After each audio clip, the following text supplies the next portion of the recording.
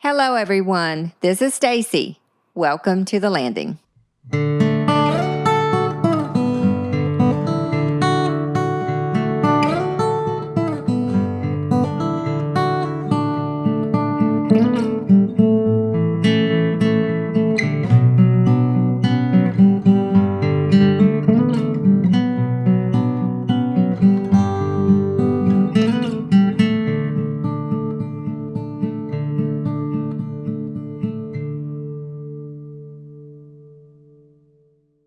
Hello, and welcome back to the landing.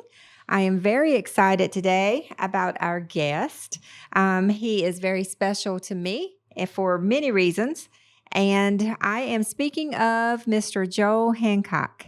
And I am going to now ask Joel, if you will, just tell our audience a little bit about who you are and whose you are.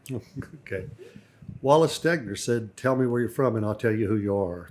So I'll begin by telling where I'm from. I'm from Hancock. I've been here all my life. For those who aren't aware, I imagine many of you are, but Harker's Island was settled in the late 17th century by people coming down from the Tidewater area of Virginia. They migrated down the Outer Banks and finally settled at the foot of the Cape Lookout Lighthouse. And so almost all of my ancestors on both sides are from those people that migrated down, except for my seventh great-grandfather, as I call him, my intrepid great-grandfather, Ebenezer Harker, who was a younger son of a well-to-do businessman in the Boston area, and because of primogeniture was not heir to any of his father's stuff, so he had to find a living in business, and his business was whaling industry. And he, with six other men, came down to Carteret County in the very early 1700s in Beaufort to get involved in the shore-based whaling industry here. But the reason why it's important to me is because soon after he got here, he bought a piece of land called Craney Island and bought the whole island and changed the name to Harker's Island. And that's where he lived, and many of his children and the descendants ever since, including you and me, are related to him. But so all of my ancestral pedigree relate to either Tidewater or to the Boston area. I love that. I told you he was special to me. Okay. And beyond that, I'm the youngest of 10 children born to my parents. I went to school here at Harker's Island in East Carolina, then to East Carolina, where I majored in history. Got a master's in history as well, and tried to support my family by teaching, and found that wasn't possible as my family grew at a faster rate than the teacher's salary. So I ended up in insurance business. But I've still had a lifelong interest in avocation with history, and in later years I've tended more toward local history, and I've done some work on local history. And had a couple of books published, and lots of articles and stuff. And I've got another book I hope will be published soon called "The Education of an Island Boy," about life on Harker's Island in the mid 20th century. I can't wait. When do you anticipate the book being finished? All of the text is finished. We're doing formatting and stuff, and I've got an editor. We're trying to make a decision as to whether we're going to go purely digital or if we're going to be print copies. It'll probably be a combination of both, but hopefully before the fall buying season for Christmas season and stuff. That would be wonderful. Okay. Well, you know very well the reason why we've invited you here today is because we are starting this podcast from the museum. And we have chosen to title the podcast The Landing because of what that brings with it, the connotation of that phrase. So I am hoping that you can enlighten us a little bit and give us a little bit of better understanding and maybe a historical background of the landing, what it is, why it was important, and Well, such. I'm sure if you were to ask, 10 different people from 10 different places what is meant by the landing, some of them might be similar, but hardly any of them would be. Landing has a very specific meaning to us. Yes. It is the area between where we lived and where we kept our boats. Mm-hmm. And it was really, in my youth and for my parents and my older brothers and sisters and their generations, the landing was the main thoroughfare for travel. There used to be an expression that the shortest distance between 2 points is not a straight line, it's the landing. It's the landing. You could get there quicker along the shore than any other way. Mm-hmm. One of the unique things about the landing here is that even though it abutted the sea and there were homes on the shore, the landing was considered communal property. There was no such thing as barriers to keep you from going east, west, or north, south on the landing. It was assumed that everybody had a right to the landing. And so that meant that people living on the island, whether you had waterfront property or not, you had access to the water because you could either go down a path or even through people's yards to get to the shore where boats were kept. Now, in my youth days, there were probably almost 100 boats that lined the shore from one end of the island to the other, from Shell Point where we are to Red Hill at the other end of the island. Now, that's always on the south shore of the island when I say the landing. Right. There is a shore on the north side of the island, but no one calls that the landing. That's called the bay. Yes. Or something of that sort, because it's mostly marshy and stuff. Mm-hmm. But the landing on the south shore of the island was the gateway to Shackford Banks, to Cape Lookout, to Beaufort Inlet, to working in the Sound, working in the water and stuff. Mm-hmm. So the landing is where everyone gathered, and there were, in my youth, at times been at 10 or more long docks on the island that had buildings on the docks. We called them fish houses. Your grandparents would have had one. The Henry Davis one was which had been named up from his father, Cleveland Davis, was one of the main places on the island. In fact, that was at the nexus of the island. That was right in the midpoint where Ferry Dock Road met the Harkers Island Road, and that was where the theater was and Cleveland Davis's store and things of that sort. Mm-hmm. The landing is where all of the boats were kept. And as I said, it was communal. I was thinking also, most, but not all fishermen had skiffs. Skiffs were a way to get to your boat, which was kept offshore. Mm-hmm. It had to be kept somewhere where the water was always deep enough that you could come and go at pleasure. Mm-hmm. And you know from the island that, especially in the summer when the winds from the southwest, low tide can extend out 100 yards. Yes. And and any boat that's not that far off gets grounded and is unusable and stuff. So people had skiffs so that they could get to their boat, and those were communal too. One of my favorite stories my daddy used to tell me was about a guy that lived 2 houses down from them on the shore. He didn't have quite as benevolent attitude as some people had to his landing in his skiff. But because it was considered that if you needed to use my skiff, you could, just as long as you put it back like it was. But he went to the shore one day and found that someone had used his skiff. In fact, he could see him. He'd gone out to his boat and was on his way back in. So he waited for it, helped him pull up the skiff, and when the guy left, he went up on the shore to his house and got a gallon of gas and poured it on the skiff and burned it. Oh, my goodness. So my Uncle Louis, which would have been your great-grandfather, yes, ran up the shore, to see could I help? He said, no. I burned her myself. And Big Buddy asked him why. He said, spite. Spite. Just spite. Anyway, but the landing, another thing about the fish houses where people would bring the boats in and stuff. Mm-hmm. But that was for mostly, that would be in the fall of the year and other places when you were catching big catches. But most of the year, the small fishermen of the island was sometimes referred to as, my daddy called them progrers. They would go clamming at sometime in summer, shrimping, oystering, scalloping, sink netting, long hauling, whatever the season was. You would do you were programmed the ground to make a living. Yep. Well, most people would pull up on the shore to clear their fish. Now, let me tell you what that means. The word we use is culling, mm-hmm. which means you're separating what you're going to keep and sell from that you don't need. Well, so you would have a board, and you would pour out the net on that, and you would cull and keep whether it be shrimp or fish or whatever, soft crabs maybe, and then you would push that stuff overboard. Well, when that happened, by then in the early mornings of the summer, there would be dozens of seagulls just waiting around to shove those fish overboard. I bet so. Well, when a shovel full of culling went overboard, it was a cacophony of sound of those seagulls trying to get there to be the first one. So that was our alarm clock in the summer. No one had air conditioning. Windows were already open. Mm-hmm. And fishermen that would come in with a daylight tow would be working on the morning. So you woke up either to the sound of a rooster, but especially in summer, to the sound of a seagull. Wow. Well, another thing that we heard often was the pogie or shadboat fishermen from Beaufort would often put out their nets in Harkers Island, what they call Backside Channel. Mm-hmm. And in the early morning, you could hear those fishermen, those pokemen, hollering out their command on a clear, calm morning. The sound would bounce off the water. So at landing, you could almost hear every word they said and stuff. Harker's Island fishermen were unlike the fishermen to the north, what Daddy would call the northern, sea level Atlantic, Cedar Island, or to the western, Beaufort, Moorhead, Broad Creek, even Salterville. They would sometimes, those fishermen up the sound or down boat sound, would sometimes leave and stay gone for a day or two, or weeks at a time. Harker's Island fishermen never did that. No. Their claim was they always slept in their own bed every night.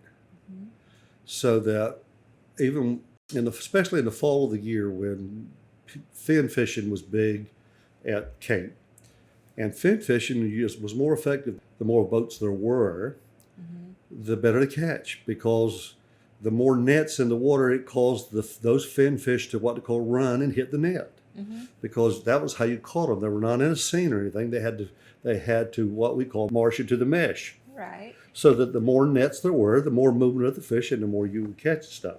And so sometimes there would be dozens, there would be 50 or more boats in the hook of the Cape or off of the Cape Point or somewhere off Breakwater Point or something. But when the sun started going down, it was almost as someone rang a whistle.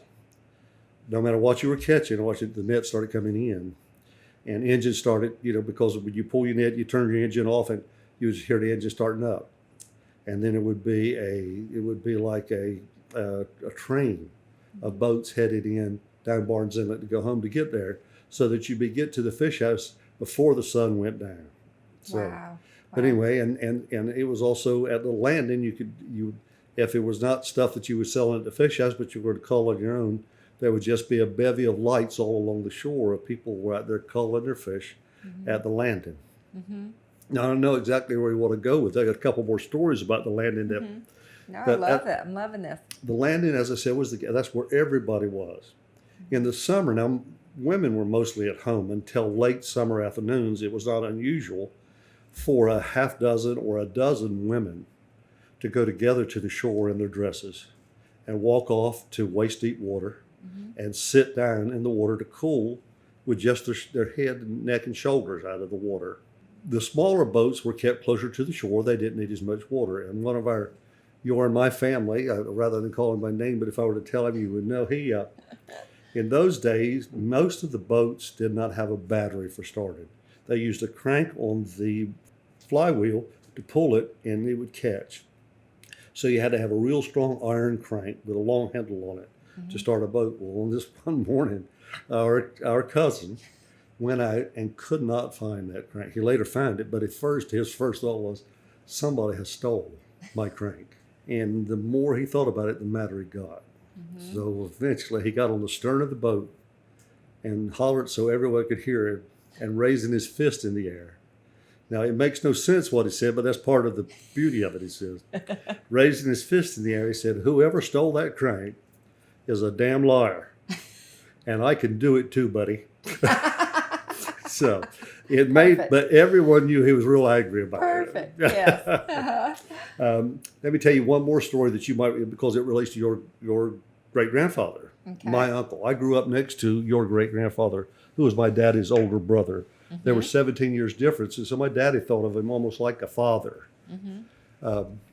But when I came home from East Carolina and was looking for a job one day, I came home, and your great-grandfather, Louis, my uncle, and my father were hanging net down the path that ran by his house to the shore.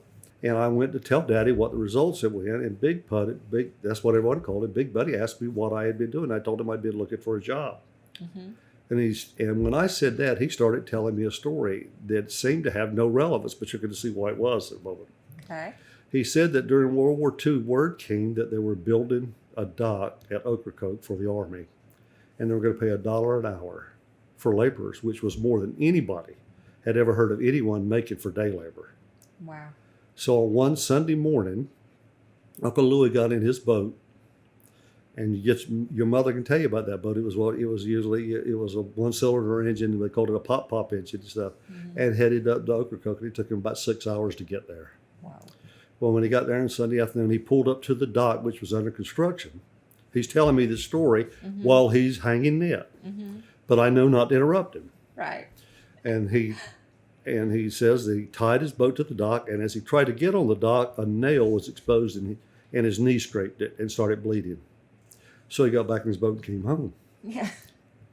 And for as far as he was concerned, that was the end of the story. And I said, Big Buddy, what was the point of that? And he said, oh, I'm sorry. He said, that was the closest I ever come to having a job.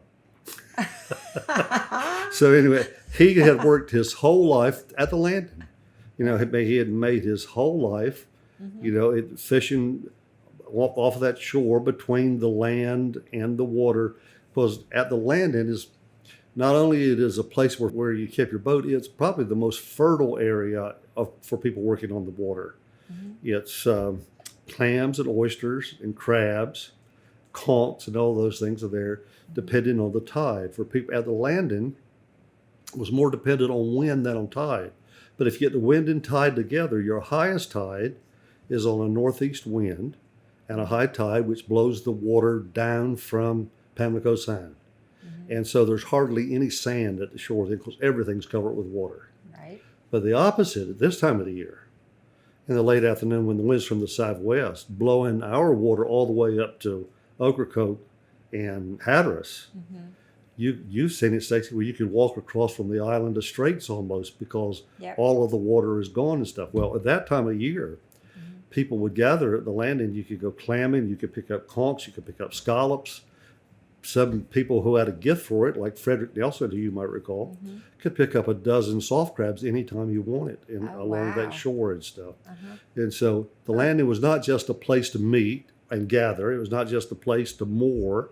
It was not just a place the shortest distance between 2 points. It was also the most fertile spot for feeding your family. I remember there was a guy that lived around me that someone had asked him about, wasn't he afraid of he had to go on welfare? He said, I won't ever have to go on welfare as long as there's clams. Well, because he knew he could make a living. If nothing else, he could go pick up a bushel of clams and make $3. Right, right. So that landing became this final point I'll make for you. I know our prior time is probably up. No, it's perfect. But when the people from the banks left, some of them went to Salter Paths. Some had already gone to Promised Land in Morehead City, and some to Broad Creek. Some went to Marshalburg. Mm-hmm. About 80% of them came to Harker's Island. And the reason why was from that landing, you could not just see where you would come from at the banks, but you could actually get there really easy because it's about 2 miles from the shore of the island to Banks Bay, where the Horse Pen is, where Diamond City was and stuff. Yep. You could be there. And if you wanted to get to the Cape, after the storm of 33, you could get out that way. If not, before that, you could go out of Beaufort's Inlet by Wade Shore and stuff. Mm-hmm. That was why, in my youth, no one lived on the north side of the island where you grew up. Mm-hmm. When I was in high school, I helped cut the road where your house, where you grew up, was built because it was just marsh then. Wow. So your dad's was one of the first houses built on that road. Mm-hmm. So no one lived on that side of the island. The landing was where not only could you fish from there, but in the summer, you got that southwest breeze blowing all the time to cool you down. Right. And in the winter, when the wind turns to the north, you've got a whole island full of trees to block the wind off of you. Mm-hmm. So nobody wanted to live on that side of the island. Now later, when you had whole house heating and air conditioning stuff, it wasn't as important. But I grew up in a world when no one had air conditioning. You just had windows that you kept open all the time, especially, and in the summer, my Aunt Ellen, who lived to be 100 years old and grew up at the shore in my granddaddy's house, said she lived upstairs in the southwest facing bedroom. Mm-hmm. She never slept a night in her life without a blanket on her because of the wind blowing. That southwest breeze was always that cold. That is some good sleeping. When we chose the name, The Landing, for this podcast, our idea behind it was that this hopefully will become a place where folks can come and could commune, could learn, could gather, could, gain understanding of our area, past and present. And you've explained it perfectly. I mean, the landing was a lot of different things for a lot of different people. And I'm sad that the Harker's Island that I grew up on had changed so much that I missed out on a lot of that. Well, progress is kind of thing you can either. The past is a very safe place because nothing changes there. That's true. But That's true. but there's nothing we can do about that. Mm-hmm. The landing that you knew, the past, the Harkins you knew was much different than what I knew, and the one that you know is a whole lot different from what your children can even imagine and stuff. Yes.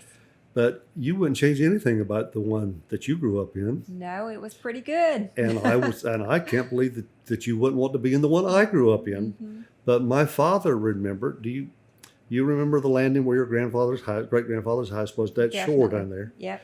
Well, where my grandfather's house was, it was far enough. The tide line was far that they could play ball between his house and the water. No way. You know, so he remembered that completely different. So let me just tell you one final story. Please do. Please do. Your great grandfather, my Uncle Louis, and my father were brothers. Mm-hmm. Their mother was Agnes Larson, and their father was Charlie Hancock. Agnes and Charlie had been married and lived at the bank she ran a store in after the storm of 1899. He came on Christmas Day of 1900 and moved at the foot of Hancock Landing. He bought a swath of land about 100 yards wide that went all the way across. And I grew up on that land, and your mother grew up on that land that went from one end of the other. But they brought with them my grandfather's father, which would be my great-grandfather, Billy Hancock. Sort of a legendary character because of some of the stories and stuff about him. He had been a whale captain. He was known for his speed and for his sailing and all things like that. But by now he was in his 70s, and he had what they then called hardening of the arteries. We would call it dementia now. And so they brought him home when Diamond City was basically gone.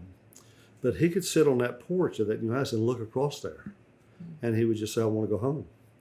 I want to go home. Well, there was no home to go to, but I want to go home. So according to your great-grandfather Louis, one day he and his father were working on a net and looked, and Billy had walked out in the sand and was walking toward out in the water and was already in waist-deep water, headed. He was going to go to Diamond City, which was a 2-mile, and which included a channel that they had to go through and stuff.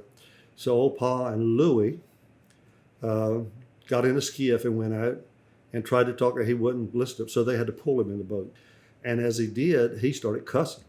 You know, he'd say, what have I ever done to you? All I want to do is to go home.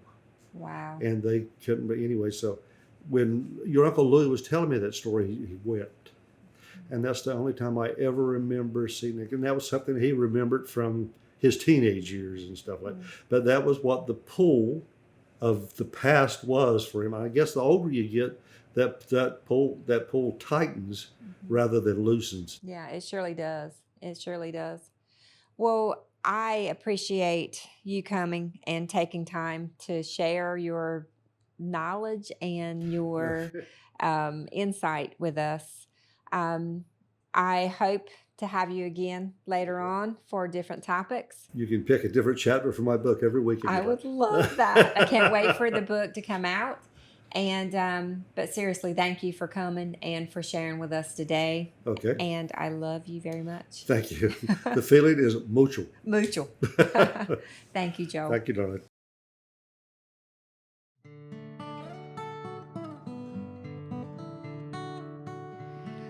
What a fun conversation with Joel about the landing. I hope you enjoyed it as much as me.